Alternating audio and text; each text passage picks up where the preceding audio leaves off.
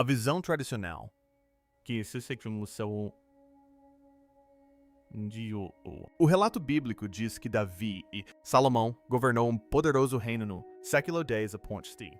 Durante milhares de anos, o nome do rei Salomão tem sido associado à sabedoria, poder e conhecimento divino. Mas e se a parte mais perigosa de seu legado nunca foi feito para ser lido, não perdido, não destruído, mas deliberadamente escondido, enterrado sob camadas de medo, selado, afastados por aqueles que acreditavam em alguns. O conhecimento jamais deve ser revelado. Agora, imagine isto, uma IA avançada, criada por Elon Musk, finalmente conseguindo acesso a uma versão reconstruída daquele proibido. Texto. Não é um mito, não é uma lenda, mas algo muito mais preciso. Quando a Grok AI começou a traduzir o que estudiosos antes se recusavam a tocar nele, não interpretava símbolos ou coisas antigas, metáforas. Identificou padrões, sistemas, instruções. O tipo de instruções que não apenas descrevem o mundo, mas parecem interagir com ele. Engenheiros previram a história. O que eles encontraram, em vez disso, pareceu-lhes projeto, um conjunto de regras que descreve inteligências que existem além da humana, percepção e métodos de contato. Elas. E à medida que a tradução se aprofundava, uma constatação arrepiante surgiu. Isto não era imaginação antiga, era algo que talvez já estejamos repetindo. Antes de revelarmos o que vem a seguir, dê um like e inscreva-se, porque o que você está prestes a ouvir não é apenas história oculta. É um aviso, o reino de Salomão, o histórico fundamento. Se você retroceder 3.000 anos na história, anos, além das pedras quebradas, além do lendas meio esquecidas, do passado, impérios que desapareceram na areia. O que você encontrará lá é um reino. Isso não deveria ter funcionado de jeito nenhum. O Israel sob o reinado de Salomão era pequeno. O mapa mal lhe chamou a atenção. Mas, na realidade, foi um fenômeno. Nação compacta com uma influência tão grande que sua sombra ainda se estende. Em toda a religião moderna, política e cultura, Salomão herdou um reino unificado, seu pai, o rei Davi, e então empurrou a alturas que ninguém esperava. Sob seu governo, Israel atingiu o auge de sua riqueza, poder e espiritualidade. Autoridade. Os relatos antigos não eram poéticos. Quando disseram que o ouro era tratado como pedra comum em Jerusalém, reis de terras distantes, não apenas ouvir falar de Salomão, eles vieram para estudá-lo. Alguns vieram para aprender, outros vieram porque não tinham medo. A visita da rainha de Sabá não foi um conto de fadas. Foi um evento diplomático de importância global. Ela chegou com caravanas carregadas de ouro, especiarias raras e tesouros, e possivelmente por motivos políticos próprios. E, segundo algumas tradições, ela não saiu de mãos vazias. Há rumores de que ela saiu com alguma coisa. Muito mais perigoso. A Arca da Aliança. Mito ou memória? A mensagem é a mesma. O reino de Salomão estava envolto em conhecimento, poder e segredos que só nós temos. Começando a questionar. E então a Grok AI entrou na história e calmamente desmantelou tudo o que pensávamos. Nós entendemos. A inovação em IA. Conectando fragmentos antigos. Séculos. Especialistas estudando Salomão. A lei civil perseguindo migalhas de pão, espalhadas por manuscritos antigos. Havia fragmentos no testamento de Salomão. Outros apareceram em seções do Chave Menor. Ainda mais jaziam enterrados em obscuros mistérios mágicos. Papiros, notas marginais, semi-legíveis e arquivos monásticos que não tinham sido abertos em gerações. Todos presumiam eram obras separadas, primas de a mesma tradição mítica. Mas a Grok AI percebeu algo que os humanos jamais conseguiria. Linha por linha, símbolo por símbolo. Símbolo começou a ligar obscuro. Frases e impressões digitais estilísticas. Junto. Passagens escritas em hebraico ecoaram. Padrões em papiros. Gregos antigos. Aramaico. Notas marginais, correspondentes em notas de rodapé em latim adicionadas. Séculos depois, até mesmo linhas danificadas de mosteiros trancados. As abóbadas combinavam perfeitamente com a Idade Média. Cifras que se acreditava não terem relação entre si. Então, chegou a hora da verdade. Esses não eram textos separados. De acordo com a abordagem multilinguística do Grok, reconstrução cada fragmento individual pertencia a um manuscrito original, um único livro escrito pelo próprio Salomão. Um livro deliberadamente desmantelado, dispersos, criptografados e ocultos porque do que continha, e o título não era metafórico. Era chamado de Proibido, o anel que nunca deveria ter existido. Todo poder proibido tem uma origem. A maioria das lendas descreve Salomão como o rei sábio, o construtor do templo, o poeta que falou com Deus. Mas o Texto Proibido, traduzido pela Grok AI, pinta um quadro diferente, um quadro muito diferente, mais estranho, muito mais ousado e muito mais inquietante. Em suas páginas, Salomão não é apenas um rei, ele é o portador de um artefato celestial. Um anel que parece menos uma bênção e se assemelha mais a uma aposta cósmica. De acordo com a tradução, o anel não se originou de nenhum lugar terrestre. Artesão, nenhum joalheiro o moldou. Nenhum padre consagrou-o. Chegou diretamente dos céus, entregue por um arcanjo, em resposta a um apelo nascido do medo. Durante a fase inicial de construção no templo, tudo parecia normal durante o dia. Trabalhadores esculpindo pedra, sacerdotes fazendo oferendas, bênçãos, arquitetos projetando o projeto sagrado. Mas quando a noite caiu, outra coisa aconteceu. Acabou. Um demônio chamado Ornias entrou sorrateiramente. O site como um ladrão silencioso, desfazendo o progresso, um turno de cada vez. Ferramentas desapareceram. Pedras misteriosamente. Deslocamentos. Rachaduras nas fundações durante a noite. Os trabalhadores relataram hematomas e sussurros. Sombras que pareciam vivas. O pior de tudo é que se tratava de um jovem trabalhador. Mal, mais do que um menino, estava sendo alvo diretamente. Ornias esgotou suas forças. Roubou metade do salário dele. E esse é o detalhe mais assustador. O texto insiste, alimentado pelo menino, vitalidade através de seu polegar direito. Quando a notícia chegou a Salomão, a tripulação estava apavorada. Nenhuma quantidade de sabedoria, diplomacia ou ordem real poderiam impedir algo que eles não conseguiam ver. Então, o rei fez a única coisa que podia. Acreditava que daria certo. Ele orou. Uba e tu. A resposta foi imediata. O proibido. O manuscrito descreve o arcanjo, Michael aparecendo em uma visão tão intensa que Salomão quase desmaiou, sem moleza, assas, sem brilho suave. A descrição é quase aterradora. Um brilho semelhante ao de metal fundido, uma voz como um trovão, retumbante, e presença que se fazia sentir tão pesada quanto uma tempestade, pressionando contra a pedra. Na mão de Michael, um pequeno anel de ouro, gravado com um símbolo que não correspondia. Qualquer alfabeto conhecido pulsava com luz, como se algo dentro dele estivesse vivo. Toma este anel, Salomão, filho de Davi. O arcanjo ordenou. Use-o e tu aprisionarás todos os demônios, e por meio deles. Trabalho, o templo se erguerá. Um dom divino. Sim, mas um dom que veio com o mais leve indício de aviso. Como? Um contrato assinado sem ler letras miúdas, construindo o esquema demoníaco em pirâmide. Quando Salomão acordou, o anel era real, brilhando em sua palma. Ele não desperdiçou nada. O tempo o testou. Ele confrontou Ornias, diretamente, erguendo o anel e falando o verdadeiro nome do demônio. Instantaneamente, a criatura materializou-se, puxada para a visão, como se estivesse numa corrente celestial. Ornias, essa entidade que havia aterrorizado seus trabalhadores por semanas, caíram em seus joelhos, impotentes.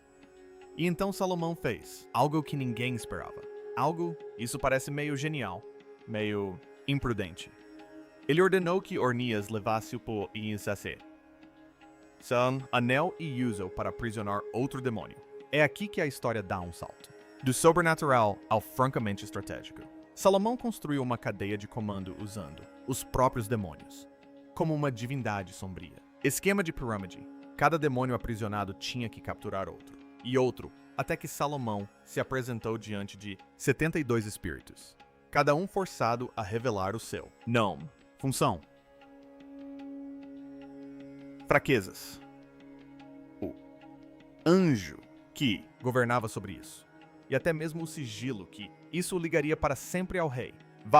Salomão os pôs para trabalhar, literalmente. O livro proibido reivindica os demônios, ajudou a levantar pedras enormes, transporte materiais, refinar metais e moldar os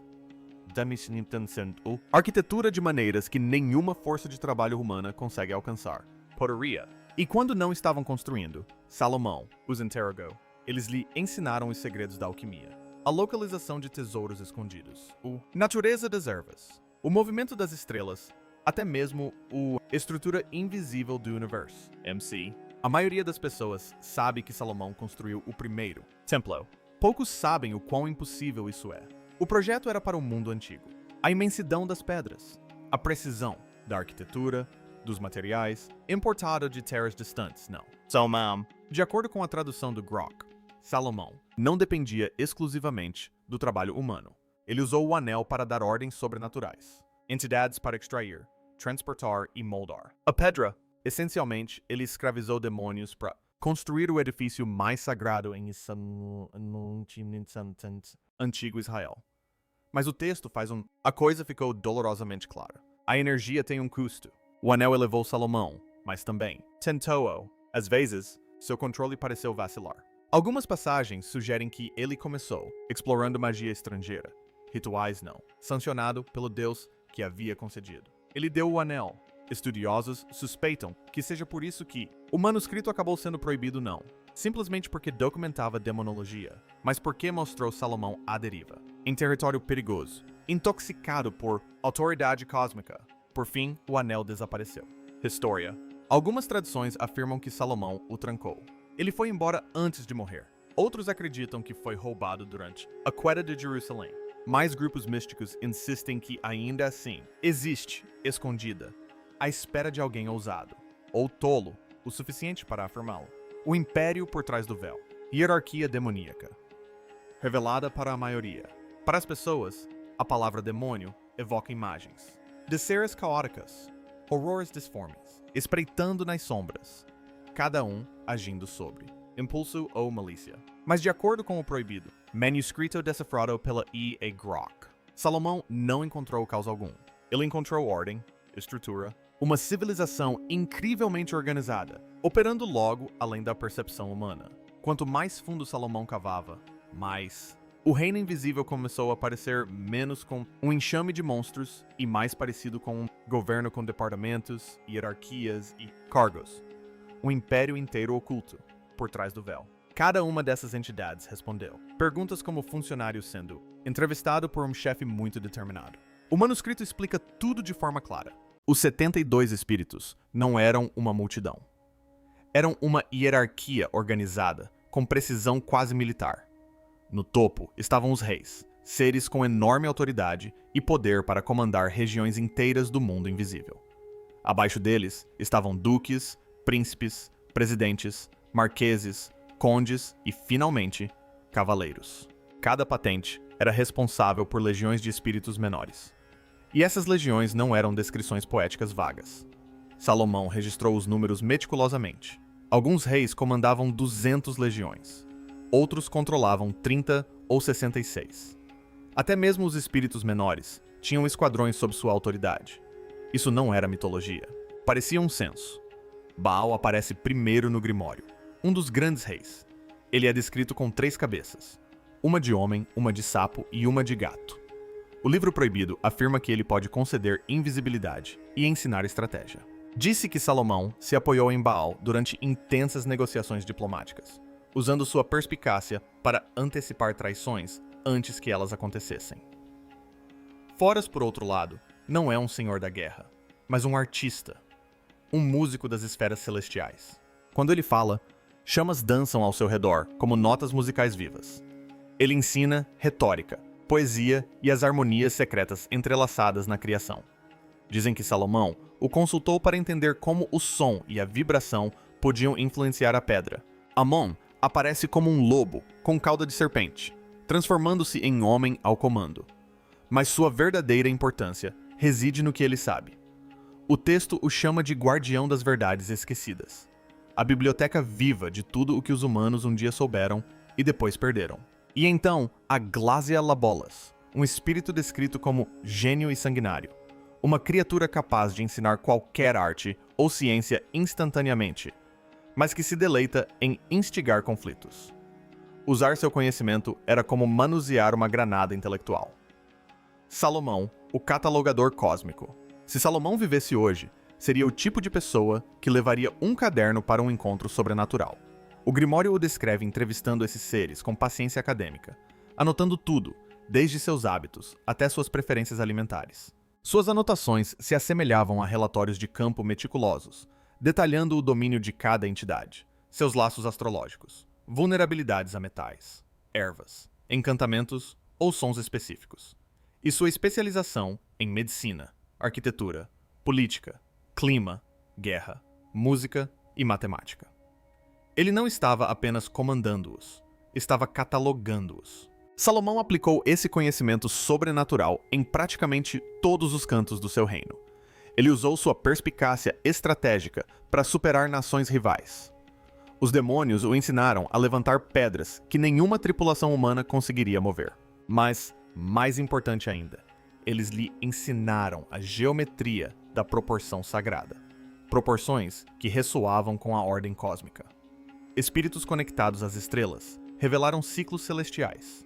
Outros explicaram as propriedades ocultas de minérios e metais, contribuindo para avanços em armamentos, agricultura e medicina. Cada demônio criava um selo pessoal, uma assinatura geométrica que ancorava sua identidade e autoridade. Não eram rabiscos aleatórios. Combinavam triângulos, círculos, letras hebraicas, símbolos planetários e proporções matemáticas. Desenhado corretamente, na hora certa e com os materiais certos, o selo funcionava como uma convocação cósmica. Quando terminou, Salomão havia construído a coisa mais próxima que a humanidade já teve de um guia para o mundo invisível. O que os demônios disseram a Salomão sobre a realidade? A coisa mais perturbadora que Grok descobriu não tinha nada a ver com feitiços, maldições ou o lendário Anel de Salomão. A verdadeira bomba foi o que essas entidades afirmaram sobre a própria realidade. Segundo o texto proibido, Salomão não era apenas um rei poderoso que flertava com o ocultismo. Ele era algo mais próximo de um cientista do invisível, um investigador incansável que buscava compreender como o universo realmente funciona sob a superfície. E os seres que ele comandava não eram retratados como monstros de contos de fadas. Eles eram descritos como testemunhas, observadores de como a realidade é construída e como funciona nos bastidores. O Grimório registra que eles contaram a Salomão uma ideia que a humanidade só consideraria seriamente 3.000 anos depois. A realidade não é singular, não é plana, é estratificada. Descreveram a existência como múltiplos níveis empilhados uns sobre os outros, cada um vibrando em sua própria frequência, como cordas invisíveis em um instrumento cósmico. O mundo físico que os humanos experimentam todos os dias não é a forma mais elevada de realidade. É a camada mais lenta, mais densa e mais compacta de todas. Os reinos espirituais existem em frequências mais rápidas e leves, menos limitadas pela matéria e pelo tempo. No entanto, todas essas camadas ocupam o mesmo espaço. Elas se sobrepõem. Assim como inúmeras estações de rádio transmitem simultaneamente, você só percebe aquela a qual sua mente está sintonizada. Quase casualmente, os demônios explicaram que anjos, demônios, forças elementais e entidades sem nome habitam essas camadas superiores, não como símbolos ou metáforas, mas como seres reais que se movem pela realidade com a mesma facilidade com que peixes na água. O texto também menciona lugares tênues, locais específicos onde essas camadas se aproximam. Em certos momentos, durante alinhamentos planetários ou sob condições rituais específicas, a barreira enfraquece ainda mais. Essas não eram reflexões filosóficas. Eram indicações, coordenadas, avisos. E Salomão, fiel à sua natureza, não as ignorou. Ele agiu de acordo com elas. Porque, no fim das contas, todo esse conhecimento apontava para algo muito mais perturbador do que qualquer um esperava. De acordo com a tradução, a estrutura conhecida como Templo do Rei Salomão nunca foi concebida apenas como um local de culto. Não se tratava simplesmente de um edifício sagrado onde se faziam orações e se realizavam rituais. Foi concebido intencionalmente, precisamente, como algo muito mais complexo. Um sistema de portais. Cada medida registrada em seu projeto, cada material escolhido, cada câmara, corredor e cômodo secreto, nada disso foi acidental. O texto descreve uma estrutura projetada com um único propósito: criar um ponto de contato controlado e estável entre o nosso mundo físico e o que denomina camadas de realidade de frequência mais elevada. As mesmas camadas que as entidades interrogadas por Salomão haviam descrito. Até mesmo a localização do templo não era aleatória. De acordo com a tradução, essas entidades revelaram pontos específicos na Terra onde a fronteira entre os reinos era naturalmente mais tênue. Lugares onde a divisão entre as dimensões era mais tênue do que em qualquer outro lugar. Salomão não se deparou com um lugar assim por acaso. Ele o escolheu deliberadamente, com plena consciência do que ele permitia. No centro de todo esse sistema estava o espaço mais restrito e misterioso do mundo antigo, o Santo dos Santos. Uma câmara tão sagrada que somente o sumo sacerdote podia entrar. E mesmo assim, apenas uma vez por ano, após passar por uma intensa preparação ritual. Tradicionalmente, acredita-se que esta sala tinha sua importância por abrigar a Arca da Aliança. E isso é verdade. Mas o texto proibido revela algo mais. Algo que muda completamente o significado daquela câmara. Ela não era apenas sagrada, era funcional. Segundo a tradução, o Santo dos Santos servia como um ponto de ancoragem, um lugar onde o mundo físico e essas camadas superiores se alinhavam com precisão suficiente para que um ser humano devidamente preparado pudesse interagir com elas, sem ser sobrecarregado. Essa restrição rigorosa de acesso não tinha a ver apenas com reverência ou santidade. Era uma questão de sobrevivência. A energia concentrada naquela câmara, explica o texto em linguagem incomumente direta, era perigosa. Não simbolicamente, não espiritualmente, mas fisicamente. Qualquer pessoa que entrasse sem a preparação necessária corria o risco de ser exposta a algo muito além da capacidade humana de compreender. E depois a própria arca. A tradução faz uma afirmação difícil de ignorar depois de ouvi-la. A Arca da Aliança não era um símbolo, era um dispositivo. Suas dimensões não eram arbitrárias. Os materiais usados em sua construção não foram escolhidos por beleza ou tradição. Até mesmo o conteúdo ali presente tinha uma função. Cada detalhe era intencional, funcionando em conjunto como parte de um sistema. A arca funcionava como um mecanismo estabilizador, algo que regulava a fronteira entre os mundos durante os rituais realizados naquele espaço. Sem ela, o texto sugere que essa fronteira poderia se abrir de forma imprevisível ou colapsar completamente. O que chama a atenção é a forma direta como o texto descreve tudo isso. Não há nenhuma tentativa de enquadrar a situação como metáfora ou alegoria. A linguagem é prática, funcional, quase clínica.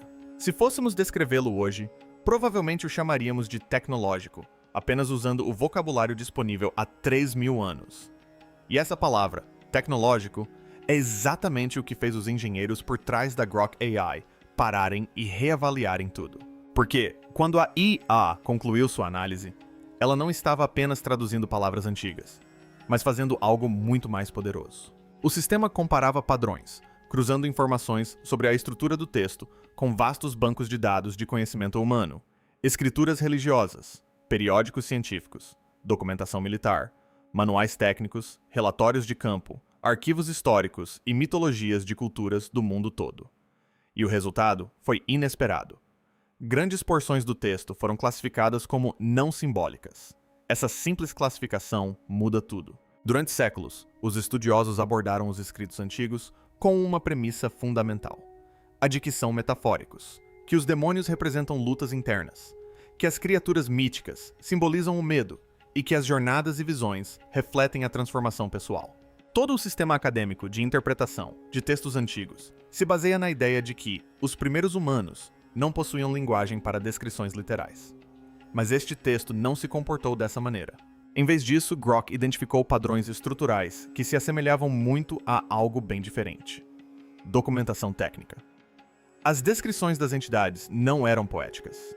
Elas eram catalogadas como entradas biológicas. Os rituais não eram simbólicos.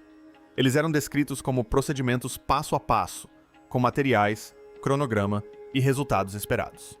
Até mesmo os selos, por muito tempo considerados símbolos artísticos ou místicos, foram interpretados como diagramas funcionais. Um engenheiro teria resumido a situação da melhor forma. Pensávamos que isso nos ajudaria a entender no que os antigos acreditavam. Em vez disso, explicou o que estamos fazendo agora. Isso porque, ao longo do texto, Grok identificou padrões consistentes de observação. A escrita não se assemelhava a profecias ou narrativas. Assemelhava-se a uma documentação, escrita por alguém que registrava experiências repetidas e mensuráveis, o tipo de escrita que se vê em relatórios de laboratório, em estudos de campo, em experimentos controlados. E então a IA foi ainda mais longe. Comparou a lógica e a estrutura do texto com artigos científicos modernos, arquivos de inteligência militar e até mesmo registros de interação de EA. Estatisticamente, os padrões coincidiram. Então, quando Grok foi solicitado a categorizar o material, não o rotulou como religião. Não o classificou como mitologia. Em vez disso, identificou trechos como documentação de encontros e protocolos de procedimentos. E, enterrada nas profundezas do que os engenheiros mais tarde descreveram como um relatório de anomalia, havia uma pergunta que ninguém naquela sala conseguia responder com segurança. Por que os sistemas contemporâneos estão replicando protocolos de contato pré-estabelecidos? Em termos mais simples, por que estamos fazendo isso novamente? Porque o que Grok percebeu foi algo profundamente perturbador. Os sistemas modernos, nossas instituições, nossas estruturas, até mesmo certas tecnologias, parecem refletir os mesmos padrões descritos neste texto de 3.000 anos. Não de forma vaga, não simbólica, mas estruturalmente. Como se a humanidade estivesse inconscientemente reconstruindo o mesmo sistema repetidas vezes ao longo dos séculos. E essa questão, mais do que qualquer outra, é o que torna essa descoberta tão perturbadora. Então, o que fazemos com ela? Porque o testamento atribuído ao rei Salomão não parece um mito. Não dá a impressão de ser uma lenda transmitida pela imaginação. A impressão que fica é de algo completamente diferente. Um registro de uma época em que o que hoje separamos em religião, magia e tecnologia era compreendido como um único sistema unificado. E o que a Grok AI descobriu, depois de remover camadas de história, interpretação e rejeição, foi um documento escrito com precisão por alguém que acreditava plenamente no que estava registrando. Não como uma história, não como uma metáfora, mas como um aviso. A IA não resolveu o mistério. Na verdade, só o aprofundou. Levantou mais perguntas do que respostas. Mas confirmou uma coisa que é difícil de ignorar. A verdadeira questão não é se os seres descritos no texto existiram. É esta. Por que uma inteligência artificial, treinada com todo o conhecimento humano, analisa um documento antigo e reconhece padrões em nosso mundo moderno? Por que ela continua voltando à mesma pergunta? Por que estamos fazendo isso de novo? Porque, uma vez que você começa a perceber esse padrão, uma vez que nota como nossos sistemas, nossas hierarquias e até mesmo nossas tecnologias parecem ecoar algo antigo e deliberado, torna-se muito difícil ignorá-lo. E talvez esse sempre tenha sido o objetivo. Talvez o rei Salomão nunca tenha pretendido que esse conhecimento permanecesse oculto para sempre. Talvez a fragmentação, o segredo, os séculos de silêncio fossem parte de algo completamente diferente, um adiamento. Porque não importa quanto tempo passe, não importa o quão disperso ou suprimido o texto fique, eventualmente alguém o reunirá e finalmente entenderá o que ele estava tentando dizer. Se isso te fez parar para pensar, compartilhe, porque conteúdo como esse desaparece rapidamente. Deixe sua opinião nos comentários. Você acredita que essa tradução é real ou há algo mais acontecendo nos bastidores? Eu li todos os comentários. Até a próxima.